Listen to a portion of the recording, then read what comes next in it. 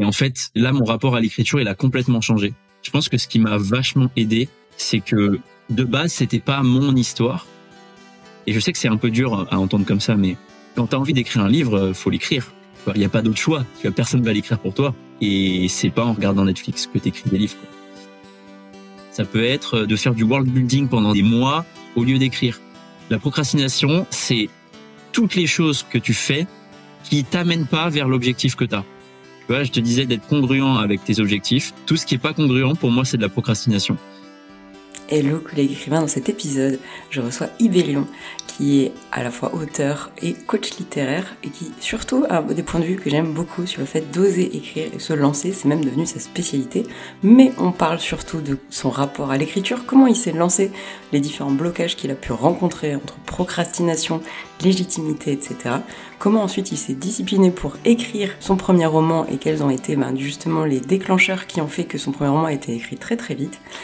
On parle aussi de comment se sentir légitime d'écrire quand on a une carrière scientifique et de plein d'autres choses que je te laisse découvrir dans cet épisode pépite. T'écris depuis quand ? En fait, j'écris depuis tout petit. J'écrivais en fait sur tout ce que je faisais en étant petit, quand je jouais notamment tu sais, avec les Playmobil et Feu les Bionicles, c'était des Lego, des monstres robots là. Certains auront la référence. Un jeu que j'aimais beaucoup faire avec eux, c'était je les faisais combattre et celui qui perdait, il devait donner un morceau de lui à son adversaire et du coup il devenait de plus en plus gros avec de plus en plus de bras et d'armes. Et du coup j'écrivais sur ça et je racontais, je sais pas trop ce que je racontais plein de trucs. Et après j'ai complètement arrêté d'écrire avec les études scientifiques classiques. Et ce qui est fou, c'est que c'est vraiment un coup du sort qui m'a fait reprendre l'écriture juste après le Covid. Tu vois, plein de gens ont eu le déclic pendant le Covid de dire qu'est-ce qui m'anime, qu'est-ce que j'ai envie de faire maintenant que j'ai du temps. Moi, pendant le Covid, j'ai joué à Football Manager H24. Donc, j'ai eu zéro révélation. J'ai fait que jouer à Football Manager et faire du sport, globalement. Et en fait, juste après le Covid, j'ai commencé un taf où j'avais genre pas Internet, pas Google, pas mon téléphone pendant 8 heures, tu vois. On me donnait que de la doc à lire parce que c'était le début. Et je déteste ça. C'est pas du tout ma manière de fonctionner. Moi, j'aime bien avoir de la doc à lire entre deux choses à faire. Et donc, en fait, je m'emmerdais de fou. Et c'est à ce moment-là, comme j'avais rien d'autre sous la main, que mon esprit s'est remis à réfléchir, à vagabonder un peu. Et j'ai reconnecté avec des idées que j'avais eues. Et c'est là que j'ai recommencé à noter des trucs, tu vois. Donc, j'ai recommencé à noter des idées de personnages, des idées d'histoire, des idées de monde. Vraiment le début d'un world building de monde de fantasy. Et ça a été le début de l'aventure, mais à ce moment-là, franchement, je passais plus de temps à dire ouais, je vais écrire des tonnes d'histoires, des tonnes de livres, ça va être incroyable, que à écrire vraiment. Franchement, il m'a bien fallu 3 ans avant de vraiment commencer à écrire, et encore plus pour vraiment se dire ok, je vais sortir un livre. C'est marrant ça, parce que le côté ennui, moi, ça revient aussi beaucoup chez moi. Les périodes d'ennui sont hyper propices à la créativité, parce que si tu veux avoir des idées, ouais, tu m'enfermes dans une pièce, tu me dis, il y a réunion sur un truc qui te concerne à moitié. Alors là, c'est bon, je pars en puissance 1000 de créativité. Et le mini truc qui m'a quand même, comme inspire quand même ta réponse, c'est aussi big up aux personnes qui suivent. J'écris un roman depuis le Covid, parce que c'est depuis le Covid pour ma part. En tout cas, moi, c'était juste avant le Covid que je me suis lancée. J'ai une intuition divine ce jour-là. Et du coup, tout ça a mené au fait que tu as publié un roman en 2024. Est-ce que tu peux nous parler de comment il est né ? Donc en gros, je reconnecte, tu vois, en 2020. Donc il me faut 4 ans pour me dire ok, je vais publier un livre. C'est quand même fou, hein. Et c'est long 4 ans. Et en fait, du coup, le livre que j'ai publié n'a rien à voir avec les idées que j'ai eues. C'est justement là qu'est le twist. En gros, en 2023, je découvre vraiment le déclencheur de tout, c'est que je découvre les IA génératives d'images. Alors voilà, ça peut paraître, c'est chacun aime ou aime pas, tu vois. Mais en tout cas, ce truc-là débloque un truc en moi de fou parce que j'avais toujours eu une immense frustration de pas pouvoir spontanément illustrer ce que j'écrivais. D'ailleurs, tu vois, je te disais, quand j'étais petit, j'écrivais. Le truc que je me rappelle le plus d'avoir écrit, c'est une BD de moi et de mon meilleur ami qui partait explorer des mondes, enfin même pas des pays inconnus, tu vois.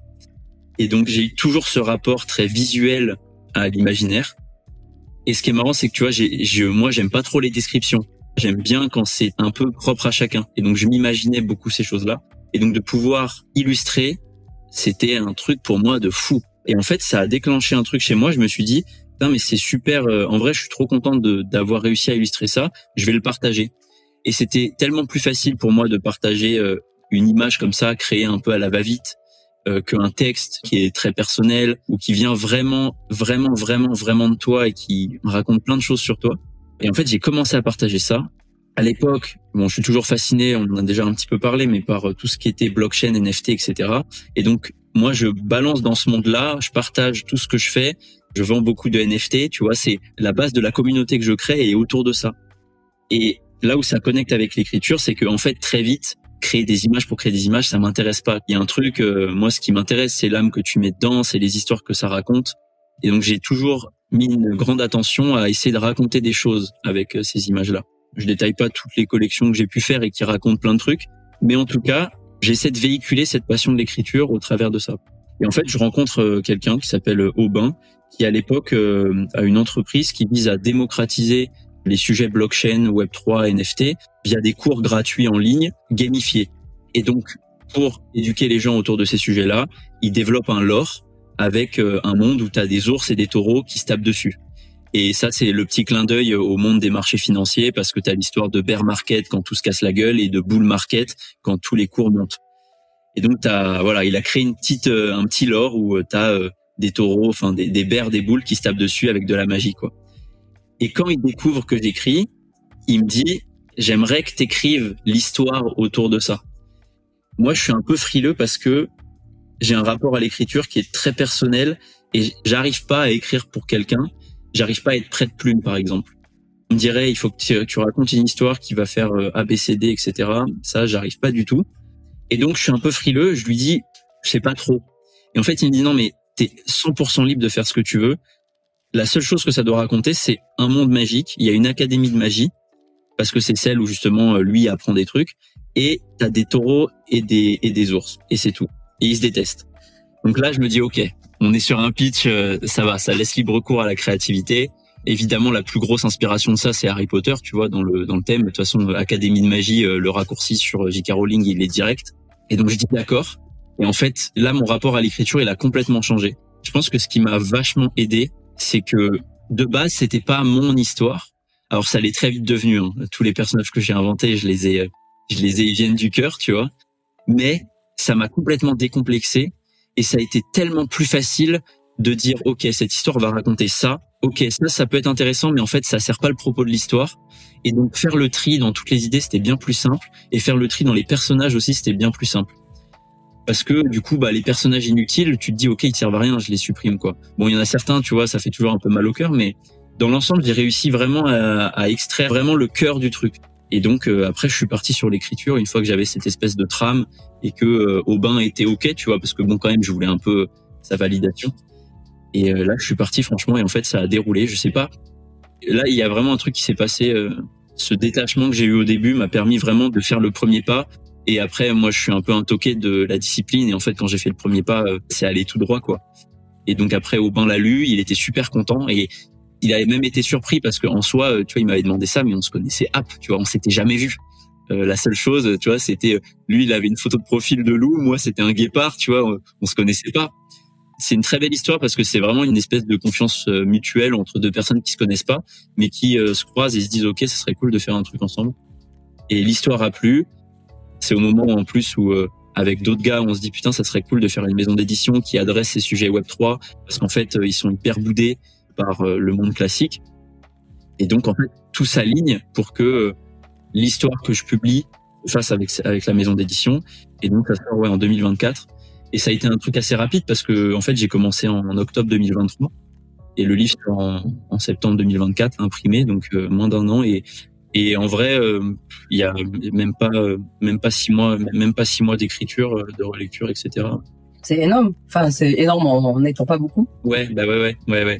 C'est vraiment là que je me suis dit en plus, franchement, c'est possible de le faire. J'y passais pas ma vie en plus parce que j'avais encore un travail à l'époque, donc j'étais moins régulier que maintenant, tu vois. J'écrivais pas tous les jours. Il y avait même des phases parce qu'en plus j'avais eu des déménagements, des trucs comme ça, ou vraiment des moments où c'est chiant d'écrire. Mais ouais, ça a été rapide. Mais j'étais hyper motivé aussi. Parce qu'en fait, tu vois, c'est ça, on en parlait en plus par message hier, mais le premier pas est vraiment douloureux. La friction est immense parce que c'est vraiment un engagement. Et en fait, moi, en gros, Aubin, il m'avait dit, moi, je veux que l'histoire, elle sorte en 2024. Donc, il sait que écrire un livre, ça prend du temps. Mais il était là en mode, je veux pas que l'histoire sorte dans 4 ans, tu vois. Et donc, cette espèce de, c'était même pas de la pression, parce qu'en fait, il m'a envoyé 0 message pendant que j'écrivais. Mais le fait de savoir que j'ai dû prendre un engagement avec quelqu'un, ça m'a permis de faire le premier pas. Et franchement, une fois que le premier pas il est fait, bon, t'as des hauts, t'as des bas, mais quand tu vois le truc qui prend forme, quand tu te retournes, que tu vois qu'il y a 10 000, 20 000 mots, 30 000 mots d'écrits, c'est impossible de pas être appelé par la fin, quoi. Il y a beaucoup de sujets autour de ce que tu dis, parce qu'effectivement, je pense que ce côté rapport à quelqu'un d'extérieur, ça t'engage. Et donc, forcément que tu as une source de motivation supplémentaire. Ce côté, c'est pas mon histoire, je l'ai pas sorti viscéralement de mon vécu. Pareil, ça te donne une source de motivation supplémentaire. Enfin, en tout cas, ça te dégomme un blocage possible. Par contre, il en reste plein. Notamment, tu as évoqué le fait que tu avais un travail à côté. À l'époque, t'écrivais comment? En gros, là où je travaillais, j'allais être rapatrié à Lyon. Donc, j'étais en déplacement. Et donc, c'était acté que j'allais rentrer. Donc, c'est pas qu'il y avait du laxisme, c'est juste que à ce moment-là, j'ai été capable aussi, moi, de mettre mes limites avec le travail. Et donc, en fait, j'ai combattu le présentéisme qu'il y avait là-bas. En fait, je faisais très bien mon travail. Et donc, en fait, ils pouvaient pas vraiment me dire tu pars trop tôt ou t'arrives trop tard. Et en fait, dans ma démarche, tu vois, je faisais du 9-17, mais très, genre, j'étais sharp, quoi. En gros, j'arrivais à 9h, je repartais à 17h. Je passais pas mon temps à fumer des clopes ou à boire des cafés. Et donc, en fait, j'étais juste très efficace au travail. Et du coup, j'écrivais le matin. Et à l'époque, comme j'avais du déplacement, le matin, j'écrivais assez peu. Donc, surtout le soir aussi. Et en fait, les week-ends et les vacances, principalement. Ça nécessite de volonté quand même d'écrire les week-ends et les vacances. En fait, j'ai du mal à... Tu vois, il y a vraiment cette histoire de motivation au début, qui est souvent le truc qui te permet de commencer. Et après, tout de suite, il faut réussir à le transformer en discipline. Et après, en fait, je sais pas trop comment expliquer, mais j'ai l'impression qu'il y a un peu cette boucle entre motivation et discipline qui s'apprend énormément, qui est bien plus facile à voir quand t'as quelqu'un qui te le dit.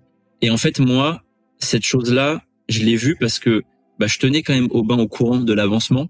Et donc, en fait, ça me forçait à voir mon avancement. Et ça me motivait. Et donc, ça me permettait d'asseoir cette discipline. Et donc, la boucle, là, je l'ai bien vue, quoi. C'est exactement ce que je dis aux gens maintenant, en fait. Tu vois, t'as dit 2 choses intéressantes. Le fait que ce soit pas mon histoire, ça m'a permis de commencer. Moi, ce que je conseille toujours aux gens pour commencer à écrire, c'est d'écrire sur des trucs qui n'ont rien à voir avec ce qu'ils ont envie d'écrire. Et ça permet vraiment de commencer des trucs. Tu fais les appels à texte. Exactement. Ça, j'en ai fait très peu. Je me l'ai fait moi-même, tu vois. J'écris des petites histoires comme ça. Mais les appels à texte sont une bonne idée, ouais. On a parlé d'ailleurs du Covid juste avant, et je trouve qu'effectivement c'est quelque chose qu'on a tendance à oublier, mais toutes les personnes qui ont commencé à écrire un roman pendant le Covid, sont pour la plupart, encore dedans, parce que la vie est revenue après. Mais justement, je trouve ça intéressant que tu dises qu'il faut une énergie de départ. Et justement, le Covid, ça a été pour énormément de personnes, et tous les membres qui ont rejoint J'écris un roman entre 2020 et 2021, c'était j'ai du temps, donc je vais écrire mon livre, enfin je peux. Comme tu dis, ça faut que ça devienne une discipline. Pour certaines personnes, ça l'a fait, notamment Stéphanie Noailles qui va publier un roman avec J'écris un roman là en avril. Mais pour d'autres, c'était plus compliqué. Il y avait aussi la famille, le travail qui rattrape, etc. Et même moi qui était à l'époque auteur, entrepreneur, mais quand la fin du télétravail est arrivée, sachant que moi j'ai travaillé en continu pendant toute cette période-là, clairement, ouais, là, passage à vide, quoi. Tu te dis, punaise, il faut que je fasse des choix maintenant dans mon emploi du temps. Sinon, mon énergie est pas illimitée, etc. Donc, je trouve que c'est intéressant de dire que, cette motivation, elle doit devenir une discipline. Mais il faut réussir vraiment à trouver quelque chose de durable qui marche dans notre quotidien. Ouais, exactement. Après, moi, j'avoue, je suis peut-être un peu dur avec ça, tu vois.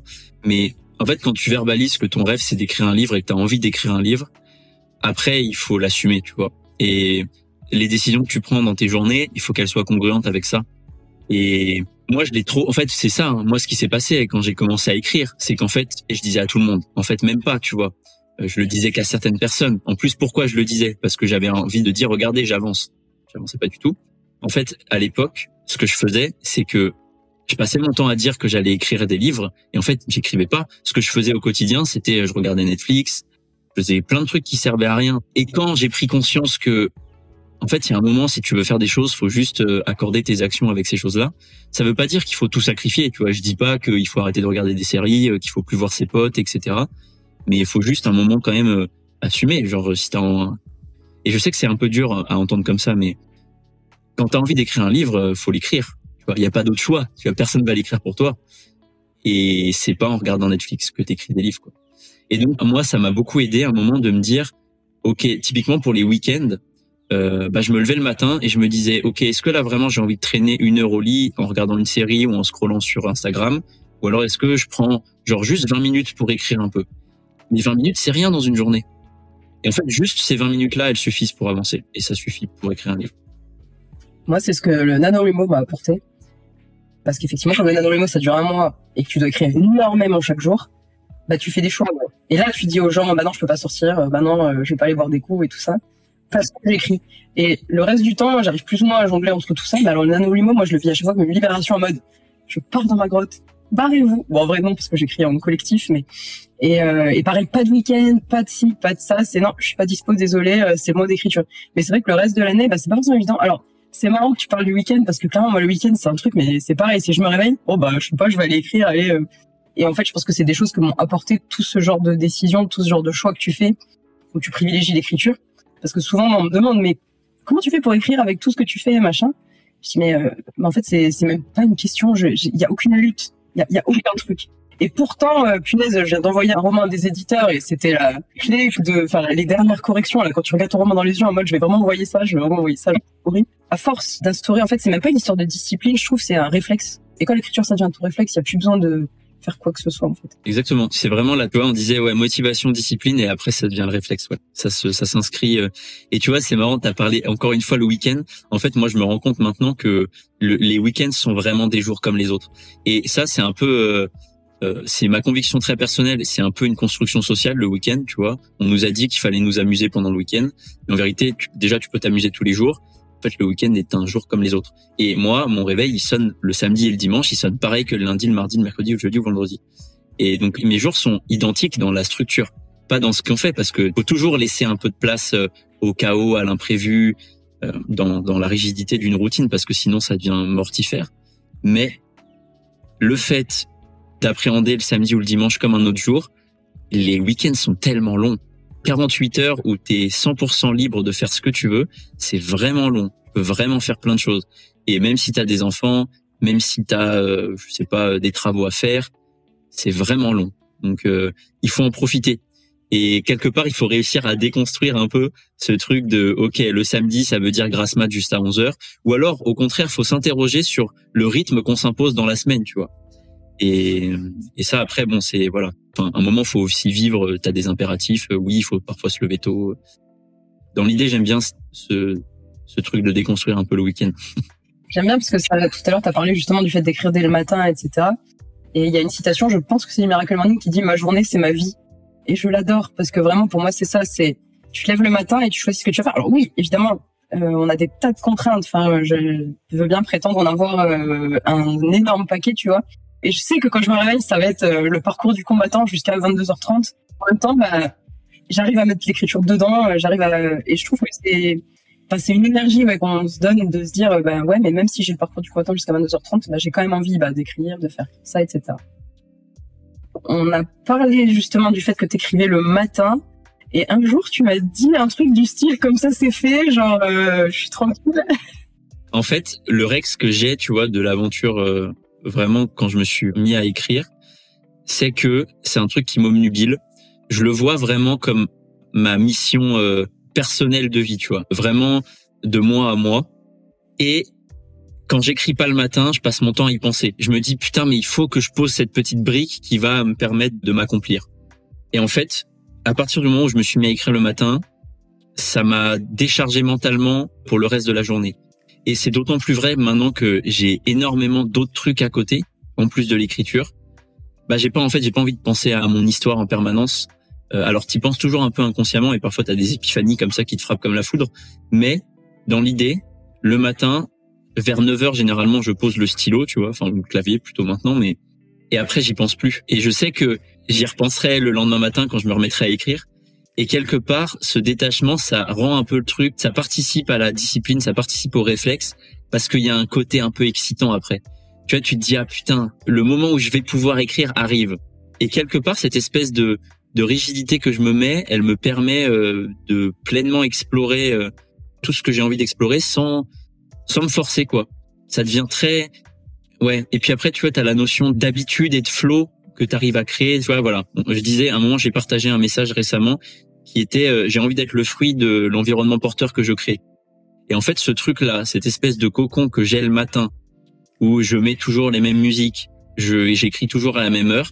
En fait, il y a un truc un peu qui se passe dans ton cerveau et tu fais, ok, là, faut qu'il t'écrive, tu vois. Sois créatif, écris.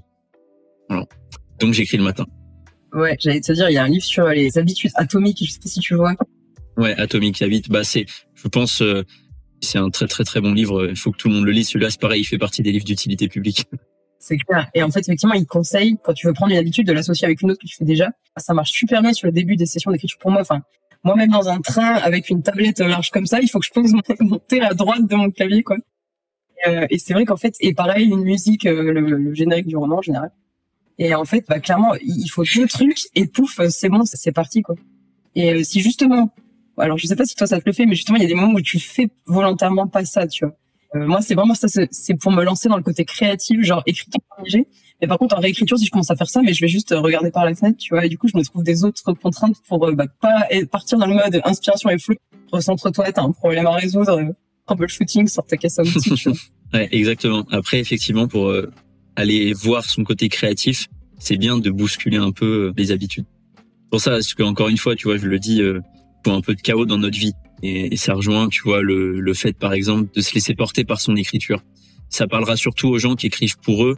Quand t'écris vraiment pour, je sais pas, des adolescents de 13-14 ans ou spécifiquement pour un genre, je pense que c'est plus compliqué de se laisser porter par sa plume. Mais quand t'écris d'un truc qui vient de toi, tes intestins, en fait, le mieux, c'est de quand même laisser libre cours au chaos, tu vois. De partir et de se, parfois, moi, je le dis toujours, mais les meilleures sessions d'écriture, c'est celles où il se passe des trucs que j'avais pas prévus, quoi. Et ça m'a beaucoup fait ça sur la suite de L'étreinte éthérée, tu vois.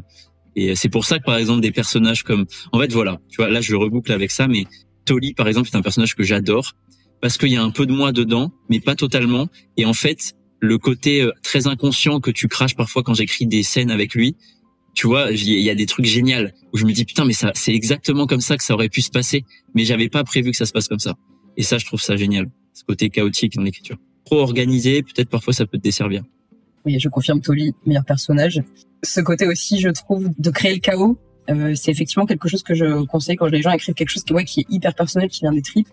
Et moi, j'ai écrit un roman entier comme ça, qui était vraiment une thérapie complète sur une héroïne qui se libère d'une addiction, comme moi je l'avais fait, quoi.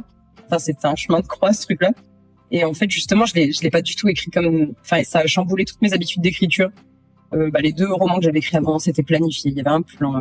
Je regardais mon plan, je faisais tout, enfin exactement ce que je viens d'écrire, et boum, c'était bon, c'était allumé. Je pouvais écrire 10 000 mots sur une journée sans scier, quoi. Et là, ça marchait pas du tout en fait. Genre vraiment, j'écrivais des trucs plats et nuls où il se passait pas ce que je voulais. J'arrivais pas à faire le plan de ce machin. Enfin, je l'ai fait genre 20 fois et je trouvais tout le temps qu'il était nul. Effectivement, comme tu dis, il y avait un peu ça me manquait le facteur chaos et ça me manquait l'inspiration divine un peu que t'as quand tu te colles au truc.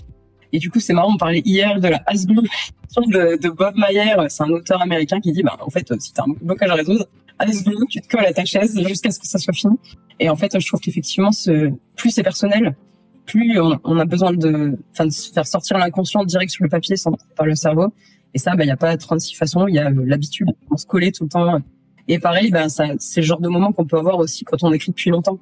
Le flow, je sais pas toi, mais moi, le flow, c'est, en général, la première heure, il se passe rien de spécialement incroyable.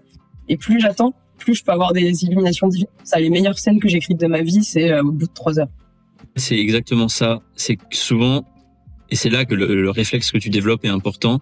Il y a des moments, t'as juste pas envie, où tu commences, t'es là, tu fais, franchement, c'est pas terrible. Et puis, à un moment, t'as le déclic, et là, ça coule. Sauf qu'en fait, ce truc-là, si tu t'étais arrêté à ta première impression de dire, OK, ce mot, il est pas terrible, en fait, tu l'as pas, tu vois. Et parfois, tu vois, je repense à ça et je me dis, putain, le nombre de fois au début où j'écrivais pas parce que je me disais, ouais, c'est pas terrible, j'ai peut-être raté des trucs extraordinaires, tu vois. C'est pour ça que maintenant, je m'écoute plus, tu vois. Quand je me dis, j'ai pas envie, je sais pas quoi, je m'écoute plus, je le fais. Et puis parfois, il se passe vraiment des trucs fous. Depuis que je sais que Aurélie Wallenstein, qui est une de mes autrices préférées, qui écrit 12 romans absolument incroyables, elle a pas envie de s'y mettre non plus, ça m'a débloqué quelque chose aussi. Elle m'a dit, tu sais, c'est un peu comme la salle de sport, t'as pas envie d'y aller, puis une fois que t'y es, t'as plus le choix. Tu sais que c'est pour ça que hier, je te posais la question parce que j'entends pas mal de gens qui disent justement, j'ai pas envie de le vivre comme une contrainte ou comme une pression. Et en fait, c'est un message que j'ai du mal à transmettre qui est qu'en fait, c'est pas une pression. J'arrive pas à mettre de mots dessus, mais je sais pas comment expliquer. Tu vois, j'ai vraiment du mal à le dire. Se sentir avancé, c'est pas une pression, tu vois. Et j'aimerais dire aux gens, mais en fait, vous vous rendez pas compte que quand vous serez au milieu du chemin, vous l'aurez pas cette pression. Vous verrez juste que le rêve arrive au bout et vous verrez tout ce que vous avez déjà fait, tu vois. C'est un truc que j'ai du mal à transmettre. En fait, je pense qu'il y a plusieurs choses là-dedans parce qu'effectivement, il y a la peur de la personne qui l'a jamais fait, il y a la peur de la personne qui sait pas faire, etc. Et il y a la peur de la difficulté un peu parce que tu te lances dans quelque chose de nouveau. Et si tu te mettais au tir à l'arc, ben t'aurais pas 36 solutions que de faire plein de tirs à l'arc au début, même si t'es nul et que ça se passe pas bien et que tu passes pas forcément un bon moment. Donc ça, oui, je trouve qu'on le vit quand on démarre l'écriture. Mais effectivement, là où je te rejoins, c'est que c'est l'écriture, c'est magique l'écriture. En fait, on peut avoir des moments merveilleux dès le début. Ce que j'aime tellement avec l'écriture, c'est que tout est possible parce que c'est l'art le plus brut d'avoir juste une page blanche face à soi et on met ce qu'on veut dessus, quoi. Mais c'est vrai qu'en même temps, moi, je comprends cette peur de la difficulté parce que une fois que tu mets le doigt dans l'engrenage, quand même, tu t'en sors pas vraiment, cela dit. Et je pense que c'est ce qui peut freiner des personnes parce qu'elles savent ça inconsciemment que une fois que t'avances vraiment sur le chemin, c'est un peu comme dans les scénarios, il y a le moment où le héros peut plus revenir en arrière, où il est parti dedans. Et effectivement, je trouve que ça, moi, je le comprends, tu vois. Et j'aurais pas mal à dire à quelqu'un, ouais, non, mais vas-y. Je suis d'accord. Et en fait, c'est ça, tu vois. C'est de toute façon dire que c'est facile, c'est pas vrai. Par contre, c'est pas compliqué. En soi, il faut juste écrire. C'est pas, tu vois, la règle est simple. First step, écrire. Deuxième step, repeat, tu vois. Et c'est tout, entre guillemets. Mais et c'est vrai que c'est là aussi que en tout cas, moi, c'est pour ça, après, derrière, que le métier que j'avais envie d'embrasser, c'était justement le fait de pouvoir accompagner ces gens dans cette difficulté-là. Et quelque part, tu vois, je le fais notamment avec mon meilleur ami qui m'avait depuis très longtemps dit qu'il voulait écrire un livre. Et donc, justement, on s'y est mis. En fait, je me rends compte que juste des petites phrases de dire mais aie confiance en toi, là, t'avances sur le bon chemin. En fait, ça suffit. Ça suffit à vaincre un peu cette pression que tu peux ressentir ou cette peur de la difficulté. Justement, à propos du fait qu'il faut pas grand-chose, on avait parlé vite fait tout à l'heure des blocages qu'on peut rencontrer quand on a une vie. Mais moi, il me semble que tu disais quelque part que tu as dû combattre la procrastination. Ah, c'est affreux, la procrastination. Moi, il y a un livre qui m'avait marqué, et en fait, je l'ai lu il y a longtemps, qui s'appelle The War of Art, qui parle de la procrastination. Alors, il y a 3 parties à ce livre. Les 2 premières sont très bien. La 3e partie devient très religieuse. C'est un peu chez père. J'avais pas trop compris, mais les 2 premières parties sont très, très, très bien. Et donc, en fait, on parle de la procrastination comme étant le fait de ne rien faire. De dire, quand je regarde Netflix, au lieu de faire autre chose, je procrastine. En fait, la procrastination, c'est pas ça. La procrastination, ça peut prendre des milliards de formes différentes. Ça peut être de choisir de ranger son appartement au lieu d'écrire. Ça peut être de faire du world building pendant des mois au lieu d'écrire. La procrastination, c'est toutes les choses que tu fais qui t'amènent pas vers l'objectif que tu as. Tu vois, je te disais d'être congruent avec tes objectifs. Tout ce qui est pas congruent, pour moi, c'est de la procrastination. Et moi, ça, je l'ai vécu, mais extrêmement fort au début. C'est pour ça que il m'a fallu 2020, 2021, 2022, 2023 pour commencer à écrire, tu vois. Un vrai livre avec un livre imprimé, quoi. Et mais j'ai perdu des trucs de temps de fou malade dans le monde de fantasy que j'ai inventé. J'écrirais après celui-là, tu vois, mais en gros, j'avais une idée très claire. Je me disais, ok, j'ai fait une carte, c'est joli, ça m'aidait à me projeter un petit peu. Et après, j'ai pris un pays et j'ai passé des mois à le diviser. J'ai fait 300 cantons, je leur ai donné des noms. C'était un pays qui avait un énorme rapport avec les animaux, donc ils avaient tous un animal totem. Donc là, pareil, je vais récupérer mes encyclopédies, tu vois, et je sélectionne les trucs. Je fais ok, machin. Et donc je me retrouve avec un tableau Excel qui fait 300 lignes. Il y a plus de 900 mots du coup, tu vois. Ça a aucun. Et j'ai passé des mois à faire ça. J'ai écrit aucune ligne, tu vois. Et ce qui est hyper insidieux, c'est que j'ai vraiment eu la sensation d'avancer quand je faisais ça. Sauf qu'en fait, c'était complètement déconnecté de la réalité de ce que je voulais raconter. Et ça, c'est un énorme piège, ça. Ça, c'est vraiment se mentir à soi-même, tu vois. Procrastination active. Mais en même temps, ce qui est difficile, c'est qu'effectivement, faire 300 cantons, là, on est tous d'accord pour dire que c'était un peu abusé. C'est un peu too much. C'est un peu le bout du curseur, tu vois, de la procrastination active, je trouve. Et en fait, au milieu et vers le début, il y a des tas de trucs. Moi, les auteurs que j'accompagne, souvent, ils se demandent s'ils sont en procrastination active ou s'ils sont vraiment en train de préparer leur histoire. Parce que pour le coup, effectivement, moi, je suis une militante du fait que chacun a une façon de préparer son histoire et que pour certains, ça peut être très long. Et j'en fais partie d'ailleurs. Et c'est vrai que du coup, à chaque fois, on est un petit peu sur la ligne de se dire, mais attends, alors, c'est la procrastination ou c'est bon, tu vois. Je trouve que c'est assez difficile aussi de trouver ce moment où on est prêt. Alors, on l'est jamais vraiment, mais en tout cas, de trouver ce moment où, si on se met face à un premier jet, on va pas être en panique. Et donc, en même temps, je comprends un peu les 300 ans. Et je pense que quand c'est notre premier roman, on va beaucoup faire ça aussi. En fait, ça, c'est des problématiques que je me rends compte en ayant fait la formation de coaching. C'est ce sujet qui serait très bien en coaching parce qu'en fait, justement, tu vas creuser le pourquoi tu procrastines. En quoi c'est important pour toi de prendre ton temps là, maintenant. Ça permet pas de se mettre en action spécifiquement à commencer à écrire, mais en tout cas, ça te permet d'amener une réponse à pourquoi t'en as besoin, en quoi c'est important. Et effectivement, tout le monde est différent. Ça, personne, il y en a des gens, ils peuvent se jeter dans le bain, il y a zéro structure. D'autres, faut que ça soit beaucoup plus précis. Mais ouais, c'est très personnel. Et en fait, c'est parce que c'est très personnel que justement, on passe notre temps à se demander est-ce qu'on est en procrastination Est-ce qu'on est en procrastination? Ça, c'est le level d'après, ça. C'est tu procrastines en te demandant si tu procrastines. Voilà. Et puis, je trouve qu'il y a plusieurs types. Parce que pour moi, c'est assez simple, finalement, cette histoire de procrastination avant de démarrer ton premier jet. Parce que ça veut dire que tu le prends au sérieux. Alors, je dis pas que démarrer un premier jet sans rien, c'est ne pas le prendre au sérieux. En tout cas, voilà, c'est ton projet, il te tient à cœur. Donc, ouais, t'as envie d'avoir le maximum avant de te lancer. C'est quelque chose que je trouve normal. Et si je devais partir pour un long voyage, je me préparerais aussi. Mais il y a aussi la procrastination que j'appelle chronique, où et j'en ai fait partie, hein, je pense que c'est à différentes phases de notre vie ou quoi, mais on peut être sujet à ça, et c'est un peu plus proche même d'une addiction. En tout cas, moi, je la compare à ce que j'ai appris sur les addictions. Et ça marche assez bien de comparer avec ça, parce qu'en gros, le principe de l'addiction, c'est tu fais un truc que t'es pas censé faire, genre manger, fumer, tout ça, parce que tu te sentais inconfortable, et donc tu vas te sentir inconfortable et te sentir coupable. Et donc, tu vas refaire le truc que t'es pas censé faire, again and again. Et il y a beaucoup ça aussi chez certaines personnes que j'ai accompagnées, de paralysie un peu de plus je procrastine, quoi. C'est un truc qui t'accumule. Et on se sent d'autant plus coupable qu'on n'a pas avancé depuis X. Et c'est vraiment quelque chose que j'essaie de combattre aussi, parce que je dis oui, mais chez certaines personnes, c'était pas ça à la base. La base, c'était juste que t'avais pas le temps pendant 2 semaines. Voilà, on y revient sereinement. Et ce qui est cool, c'est qu'il faut juste une action contradictoire pour casser le cercle. En fait, c'est ça la solution, c'est que c'est toujours la mise en action.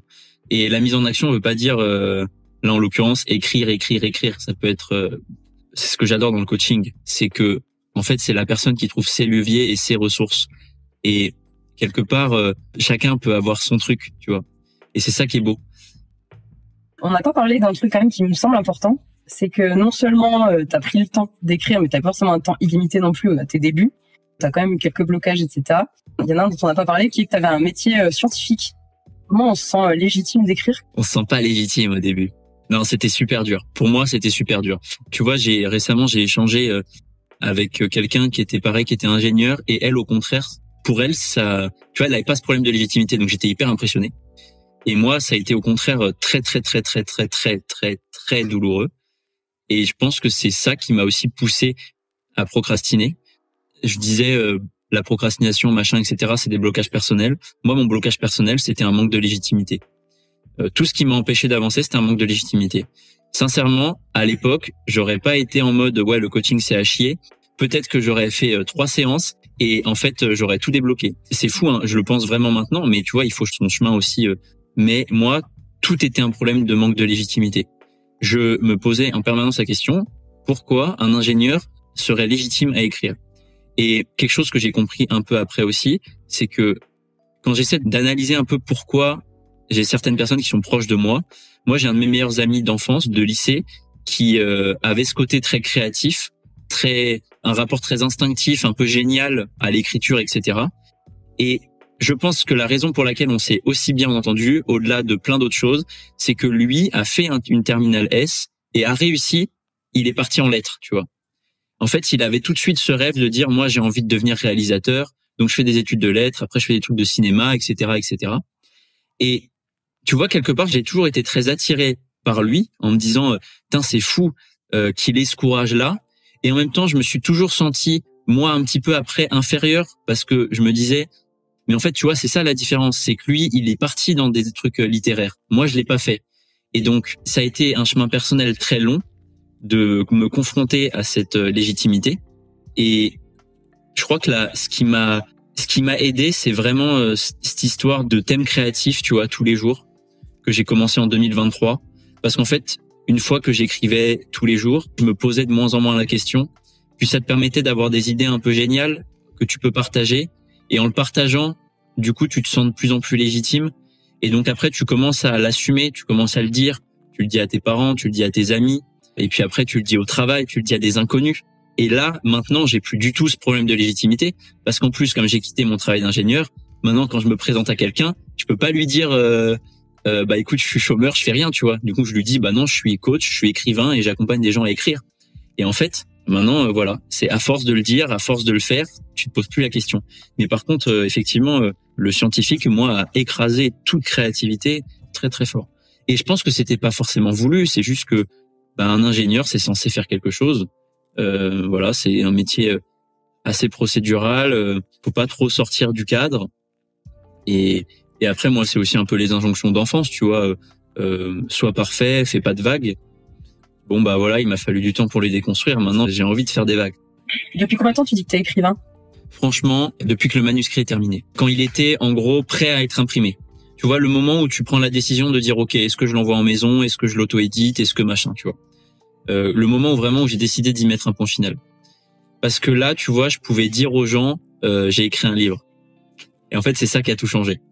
Parce que avant, bah, en tout cas, moi, dans le prisme que j'avais, c'était qu'un écrivain, ça a quand même écrit des livres, tu vois. Et quelque part, j'arrivais pas vraiment à le dire. Après, ça a quand même été douloureux de le dire à certaines personnes. Tu vois, je sais qu'au travail, par exemple, ça a été compliqué de l'assumer pleinement. Maintenant, il y a plus personne à qui j'ose plus le dire. Justement, j'essaie de le dire en bombant le torse. Ce qui est pas forcément évident, je trouve, c'est que on a notre image de l'écrivain avec un grand E qui correspond à certains genres littéraires. En France, l'imaginaire est pas rangé dans le même rayon que Gallimard. Toi, tu t'es dirigé vers la fantasy dès le début? Ouais, parce que c'est un truc, c'est l'expression la plus pure de ce que t'as en toi, parce que c'est un monde imaginaire. Et donc, c'est impossible de faire plus unique, de faire plus art. En tout cas, moi, je le sens comme ça. Et donc, très naturellement, je me suis tourné vers ça, mais parce qu'en fait, c'est ça qui m'attire depuis tout petit. Il y a tellement de choses que toutes les histoires que je m'inventais petit, c'était des histoires de fantasy ou dans des mondes de fantasy. Et d'ailleurs, tous les livres que j'ai lus ado, etc., sont des livres où la description du personnage principal, j'en avais rien à foutre, hein, c'était ma gueule. Hein. Après, je pense que j'écrirai tout dans ma vie. J'ai cette espèce de truc de toujours vouloir aller chercher ce que dit la créativité dans tous les médiums, de toutes les manières différentes. Et tu vois, au début, on parlait d'images par IA. En fait, très vite, tu vois, je me suis dit, mais en fait, ça me suffit pas, ça. Tu vois, ça me permet pas de m'exprimer pleinement. Donc après, tu te mets à jouer avec Photoshop, à faire du collage, à le mixer avec ce que tu fais sur une tablette. Puis après, tu te dis, putain, ça serait pas mal de rajouter de la musique par-dessus, etc., etc., etc. Et en fait, tu vois, je suis persuadé qu'un jour dans ma vie, d'ailleurs, je l'ai déjà fait. Tu vois, toi, tu disais que tu avais écrit des chansons. Moi, j'ai enregistré un son de rap avec mon meilleur pote. Voilà. Tu vois, et c'est des trucs, c'est trop un truc dans la créativité qui est génial. Et donc, la fantaisie, oui, c'est ce qui me passionne le plus. Mais je sais que j'écrirai plein d'autres choses. Et tu vois, je te disais que j'écrirais une romance. Je vais le faire parce que je sais que ça va être une sacrée aventure, tu vois. Je veux lire cette romance. Ouais, ça va être marrant. Et il y a quelque chose quand même qui transparaît un petit peu dans tout ce qu'on a dit, c'est que tu as parlé des images par IA qui ont été un déclencheur. Et justement, on a parlé de la fantaisie, qui est effectivement le pays de tous les possibles, mais c'est aussi très difficile de se représenter les choses. Et je sais pas si t'es une personne très visuelle, si tu visualises les scènes dans ta tête. Parce que moi, non, et ça peut bloquer, tu vois. Alors, c'est marrant parce que je discutais avec quelqu'un la dernière fois qui me disait que vraiment un livre pour elle, c'était comme un film. En fait, elle voyait, tu vois, vraiment les scènes et que c'est pour ça qu'elle pouvait écrire son premier jet très vite parce qu'en fait, elle écrivait juste ce qu'elle voyait dans sa tête. Et moi, je pense que je suis plus comme toi. Je dois être un peu entre les deux. En fait, il y a des scènes très fortes que je visualise très fort, mais pas l'entièreté, tu vois. Et typiquement, les choses pas très importantes. Dans ce que j'écris, j'aurais énormément de mal à décrire deux personnes qui marchent dans la rue pour un peu rien faire. Juste pour poser le décor ou décrire l'ambiance ou ce genre de choses. Ça, c'est des choses que je visualise pas vraiment. Par contre, les scènes importantes, ouais, je les visualise, mais plus comme des tableaux. Je pense que c'est pour ça que je me suis très reconnu dans le fait de réussir à illustrer des scènes très marquantes ou des personnages très marquants, parce que je le vois beaucoup plus comme ça, en fait, ouais. Alors, en fait, c'est intéressant parce qu'effectivement, on a des coachs, donc tu sais, mais des canaux de communication qu'on préfère, quoi. Et en fait, moi, c'est clairement l'audio, c'est les mots. Donc, je suis capable de t'écrire de la poésie, je suis capable d'avoir un style de ouf. Mais alors, la visualisation, moi, ça m'a bloqué, mais énormément à mes débuts parce que je visualisais rien. Alors, je mettrai dans les notes du podcast un lien vers ce sujet-là et comment je me suis débrouillée. Et oui, et sur le podcast, j'ai reçu Tiff, qui est illustratrice, qui me dit, je prends un tableau, le premier plan, l'arrière-plan. Et moi, je me disais, mais je suis incapable de faire quoi que ce soit comme ça. Et c'est la méditation un peu et la visualisation qui m'ont aidé à essayer de créer des scènes, quoi. Et le plus beau compliment qu'on m'a fait ensuite sur mon livre, c'est justement, c'est très visuel, j'aime bien, parce que en fait, je me suis tellement, c'est un peu le côté, il faut que ça soit maxi visuel, en fait, tu compenses un manque. C'était en fait, encore une fois, je reviens à ça, mais ça a été la mise en action. Tu vois, la montagne d'écrire un livre, pour moi, elle me paraissait immense, en fait. Et en fait, quand tu découpes le mammouth, comme on dit, ça paraît beaucoup moins haut. Et en fait, moi, il y a une phrase qui m'a marqué d'ailleurs, qui est sur mon mur de citation là-bas, tu vois, qui est une phrase de Nietzsche qui dit, quelqu'un qui pose la question, comment gravirais-je le mieux la montagne? Et il lui répond, monte et n'y pense pas. Et pour moi, en fait, c'est ça, le chemin de l'écriture aussi. Et puis quand tu escalades des montagnes pour de vrai, tu te rends compte que c'est juste un pas après l'autre. C'est l'analogie entre l'écriture et le sport de manière générale est très très fort. Il y a un moment où je me suis dit, putain, mais c'est fou parce que j'ai une discipline de fou malade dans le sport, mais pas en écriture. Et je me suis dit, mais en fait, il faut juste que je fasse la même chose. Et ça a été un peu le déclencheur au moment où Aubin me demande d'écrire L'étreinte éthérée. Tu vois, je me dis, putain, mais si je continue comme j'ai fait avant, le bouquin, dans 4 ans, je l'aurais toujours pas écrit. Et en fait, j'ai fait le rapprochement. Je me suis dit, attends, mais en fait, faut juste que je fasse comme quand j'ai essayé de gagner du poids, tu vois. Donc, je me mets à mesurer. Voilà, je me suis mis à mesurer le nombre de mots que j'écrivais. Je me mets à noter, à prendre du recul, à regarder ce que j'ai déjà accompli. Et rien que ça, déjà, ça a tout changé, quoi. Et à le pratiquer quotidiennement.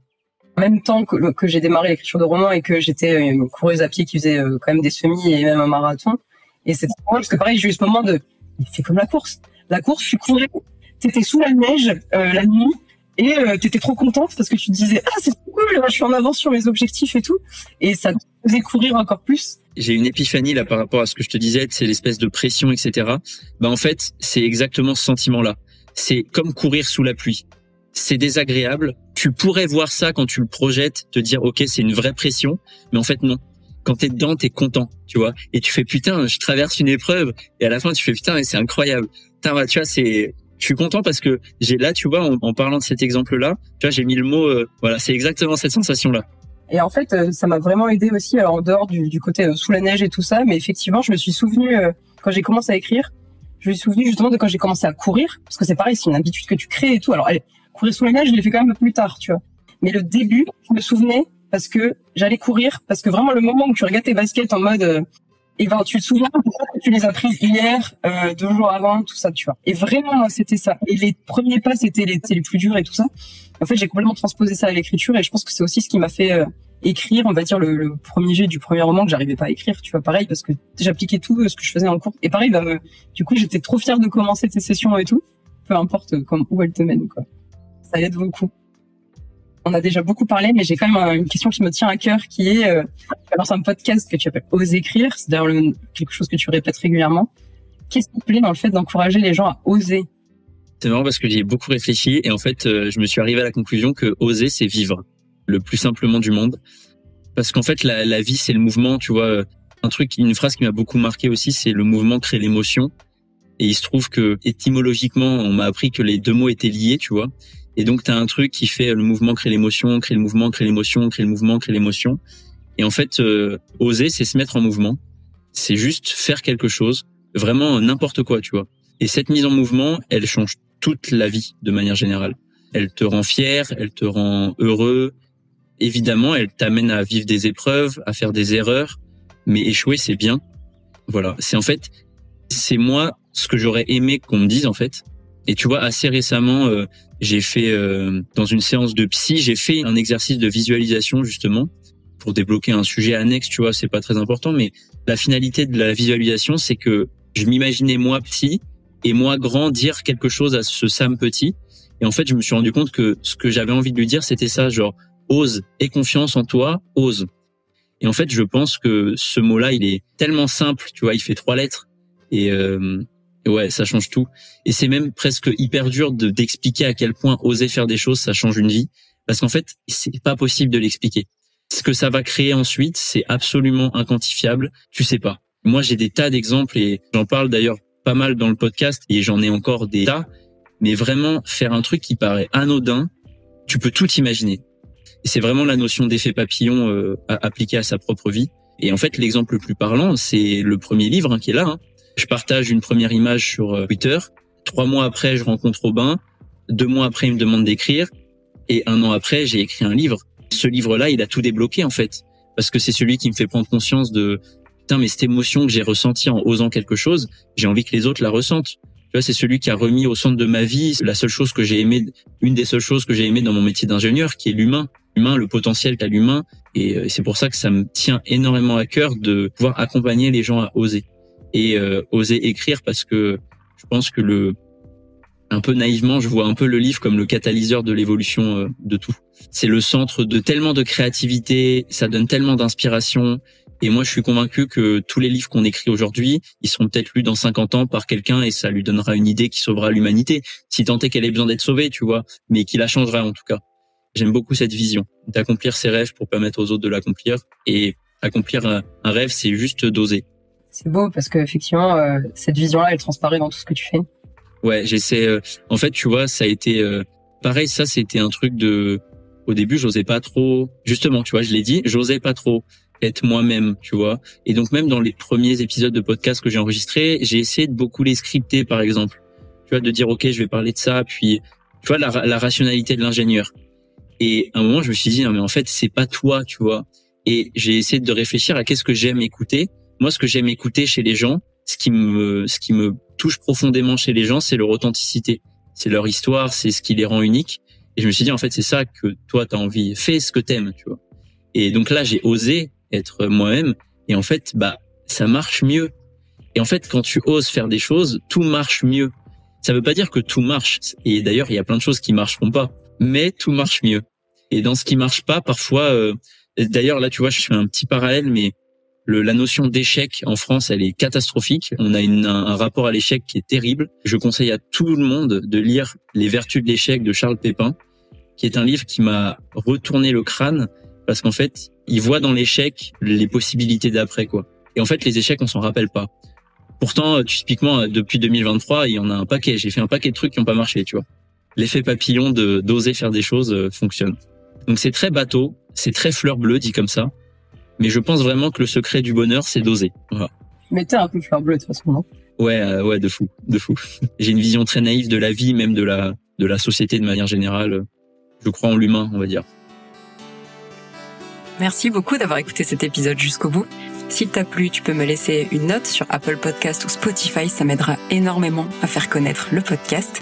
Et si tu souhaites me poser une question sur l'écriture, me donner ton avis sur l'épisode ou juste écrire avec la communauté J'écris un roman, rejoins-nous sur j'écrisunroman.eu/hello. À la semaine prochaine!